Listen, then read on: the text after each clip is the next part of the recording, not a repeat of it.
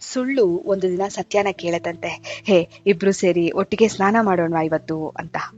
ಅಯ್ಯೋ, ಇದೇನೋ ಸ್ವಲ್ಪ ವ್ಯತ್ಯಾಸವಾಗಿದೆಯಲ್ಲ, ಬೇಡ ಬೇಡ ಬೇಡ ಅಂತ ಸತ್ಯ ಎಷ್ಟೇ ಹೇಳಿದ್ರು, ಹೇ ನೋಡು ನೀರ್ ತುಂಬಾ ಚೆನ್ನಾಗಿದೆ, ತುಂಬಾ ಫ್ರೆಶ್ ಆಗಿರುತ್ತೆ, ಸ್ನಾನ ಮಾಡ್ಕೊಂಡ್ರೆ, ನೀನ್ ಸುಮ್ನೆ ನಡಿ ಅಂತ ಹೇಳಿ ಸುಳ್ಳು ಸತ್ಯನ ಒಪ್ಪಿಸಿ ಬಿಡುತ್ತಂತೆ.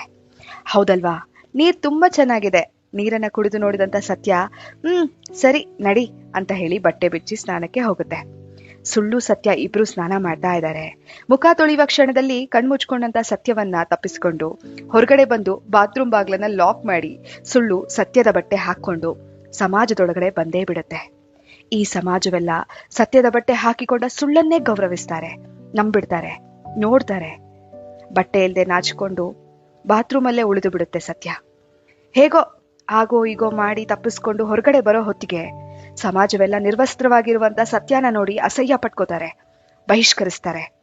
ಎಲ್ಲರ ಅಪನಿಂದನೆಗಳಿಂದ ನೊಂದ ಸತ್ಯ ಇನ್ಯಾವತ್ತೂ ಹೊರಗಡೆ ಬರ್ಲೇ ಇಲ್ವಂತೆ. ಇವತ್ತಿಗೂ ಸಮಾಜ ಸುಳ್ಳನ್ನೇ ಸತ್ಯ ಅಂದ್ಕೊಂಡಿದೆ. ಸುಳ್ಳು ಆರಾಮಾಗಿ ಜನರು ಕೊಡುವ ಗೌರವದಿಂದ ಮೆರಿತಾನೇ ಇದೆ. ಆದ್ರೆ ಸತ್ಯ ಎಲ್ಲಿಗೆ ಹೋಯ್ತು ಯಾರಿಗೂ ಗೊತ್ತಿಲ್ಲ. ಪಾಪ ಅಲ್ವಾ ಸತ್ಯ. ಚಿಕ್ಕ ಕತೆ, ಸತ್ಯದ ಕತೆ. ಹೇ